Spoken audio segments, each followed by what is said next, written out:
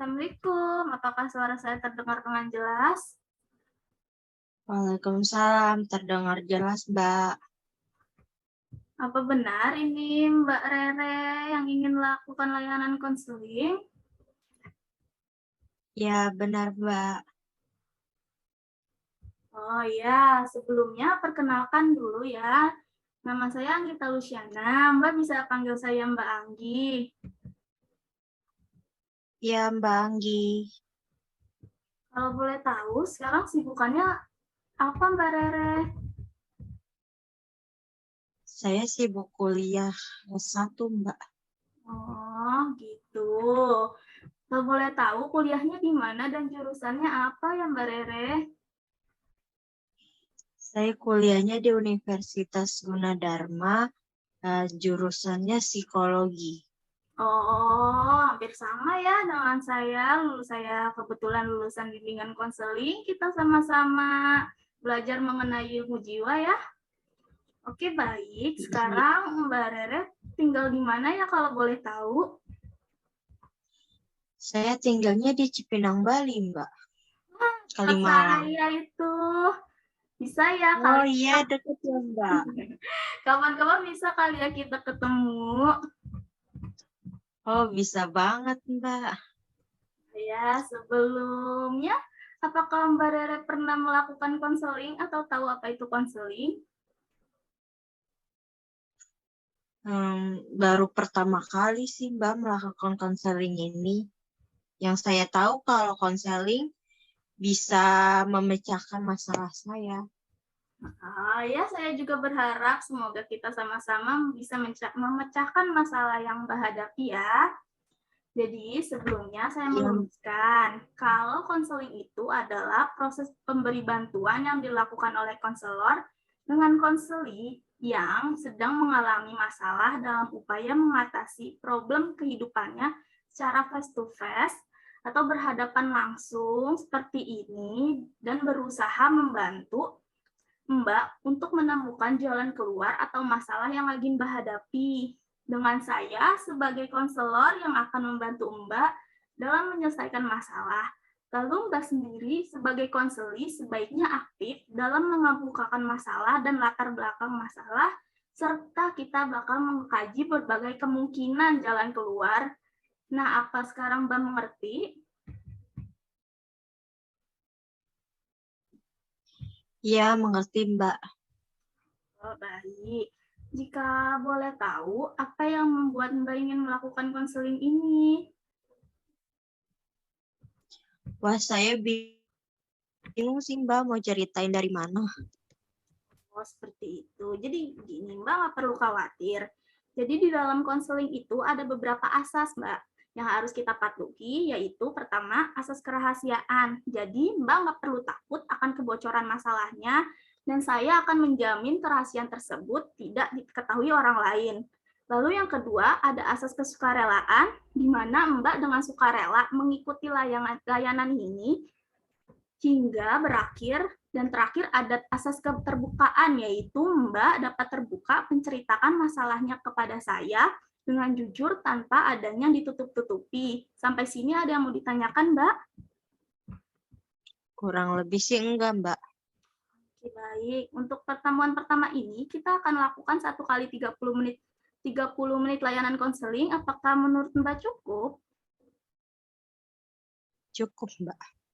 Terima kasih, Mbak Tere. Jadi, boleh silakan Mbak ceritakan masalahnya yang mengganggu pikiran Mbak belakangan ini. Maksudnya gimana ya, Mbak? Mbak bisa menceritakan masalah ini. Mbak bisa menceritakan masalah Mbak yang mengganggu pikiran Mbak secara langsung pada saya boleh. Oh, jadi gini masalahnya yang saya hadapi sekarang ini tentang pertemanan dan fokusnya belajar, Mbak. Oh, maksudnya gimana ya kalau mengenai pertemanan dan fokus belajarnya tuh? Saya tidak suka diatur, Mbak, kalau tentang pertemanan. Dan seolah-olah saya tidak boleh mempunyai teman selain dia. Saya merasa ia takut tersaingi dengan saya. Tersaingi bagaimana? Bisa berikan contohnya, Mbak? Contohnya itu waktu saya membeli make up, tetapi make up keluaran terbaru besoknya dia membeli juga. Saya membeli tas baru, dia juga ikutan membeli, Mbak. Saya merasa kalau dia nggak mau kalah dengan saya. Lalu cara Mbak menghadapinya itu gimana? Awal-awalnya sih saya diam ya, Mbak, tidak memperdulikannya. Tetapi perbuatan diam saya ini malah membuat dia semakin menjadi-jadi, Mbak. Terus dia semakin melarang saya tidak boleh berteman dengan dengan itu. Setiap barang yang saya baru beli, ia ikut beli gitu loh, Mbak. Lalu ada lagi? Ya akhirnya saya tidak bisa menahan rasa amarah saya, Mbak. Saya bilang ke semuanya yang ada di pikiran saya, kalau dia tuh aneh, nggak mau kalah saing dari saya nggak suka dilarang-larang saya bermain dengan siapapun itu, Mbak. Jadi gini, sebelumnya boleh tahu kalau Mbak sudah pernah nanya kenapa ia bertindak seperti itu?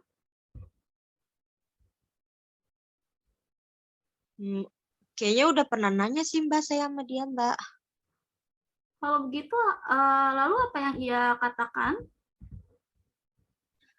Iya, cuman ngejawabinnya takut saya salah pergaulan lah. Dia bilang saya cuma suka barang yang kamu beli, jadi dia tertarik membelinya.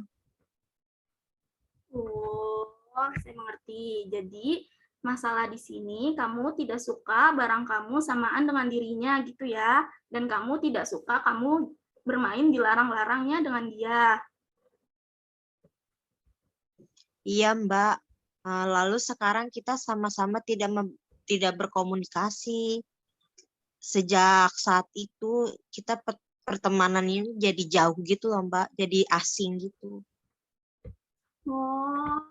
Oh, sama-sama menjauh begitu ya. Jadi, apakah dengan kamu menjauhinya, menurut kamu itu benar?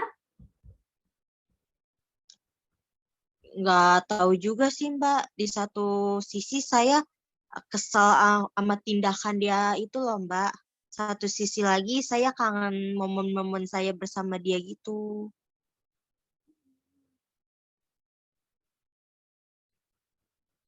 Oh, jadi Mbak berpikir kalau Mbak kesal, Mbak satu sisi juga Mbak eh, kangen gitu ya momen bareng-bareng sama dia.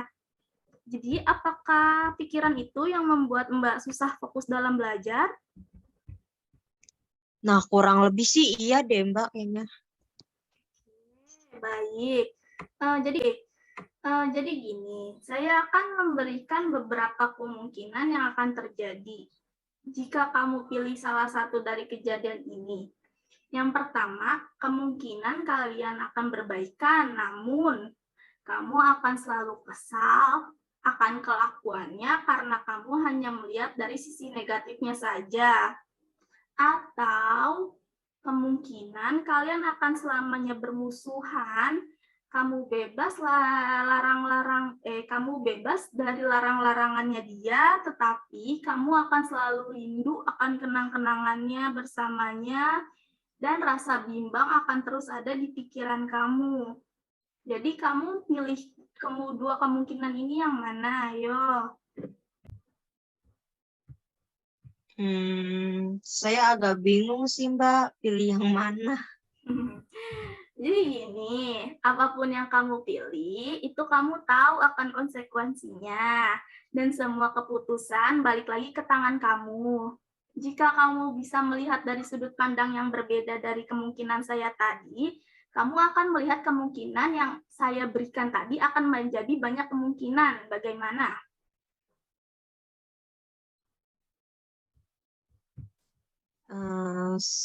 Masih kurang ngerti sih, Mbak, saya. Gini-gini, aku lebih apa ya? Aku lebih perjelas lagi. Jadi seperti ini. Coba kamu posisiin diri kamu sebagai sahabat kamu dan saya posisinya itu sebagai kamu gitu ya. Misalkan kamu suka barang yang Mbak punya, misalkan Mbak suka HP ini, kamu mau barang ini dan kamu membelinya. Jika respon Mbak senang seperti, wah kita sama-sama punya barang kembar samaan ya, gimana perasaan kamu? Seneng sih Mbak punya samaan sama temen gitu, kayak lucu gitu. Nah, sebaliknya jika saya tadi bilang, ih kamu ngapain sih punya barang samaan kayak aku, kayak nggak ada barang lain aja, gimana perasaan kamu? Sedih sih Mbak, soalnya jawabannya nggak sesuai sama ekspektasi saya gitu. Nah, sudah tahu kan, jadi kamu pilih kemungkinannya yang mana? Kayaknya saya akan berbaikan dengan dia deh Mbak. Jika dianya membeli barang samaan dengan saya lagi, maka saya akan merespon dengan baik dan senang sekali. Oke, jadi masalah tentang barang sudah kelar ya. Saya akan mencoba tentang yang larang-larang teman. Jadi bagaimana cara menghadapi jika temanmu masih suka larang-larang? Kayaknya saya akan menurutinya deh Mbak. Bukan seperti itu juga Mbak Rere. Jadi perlahan kamu tanya apa yang membuat kamu tidak boleh bermain dengan yang lain. Alasan dia kan kamu takut salah pergaulan. Kalau memang kamu yakin sama pergaulan kamu itu baik, coba kamu yakini pelan-pelan kalau kamu bisa pilih teman yang tepat. Gitu, mengerti?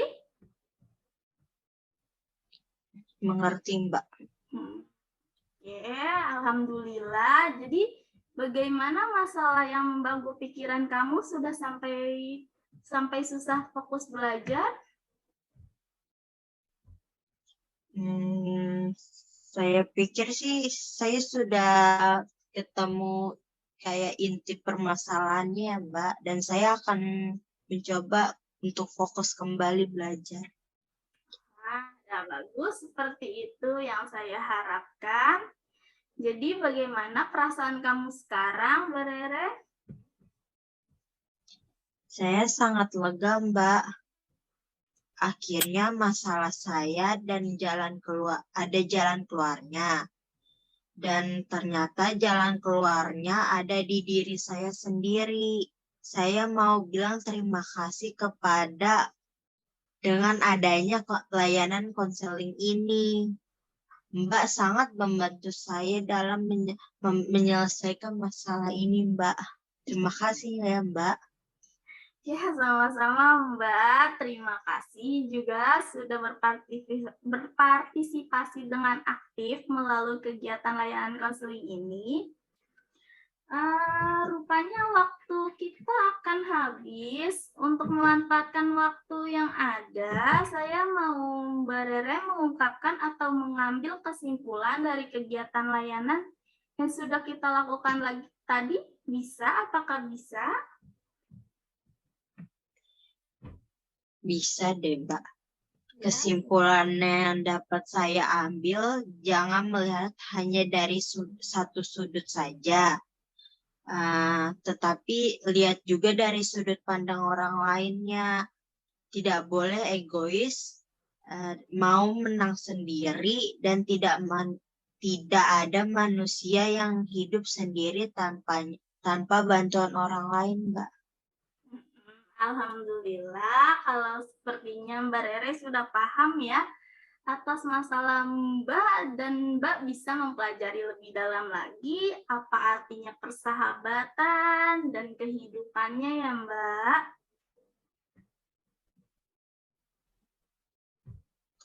Iya, terima kasih ya Mbak atas saran dan bantuan Mbak terhadap saya. Ya, sama-sama Mbak. Semoga kita bisa bertemu dan berbincang di lain waktu. Kalau begitu, saya pamit undur diri keluar dari Zoom meeting ini. Wassalamualaikum warahmatullahi wabarakatuh. Iya, waalaikumsalam, Mbak.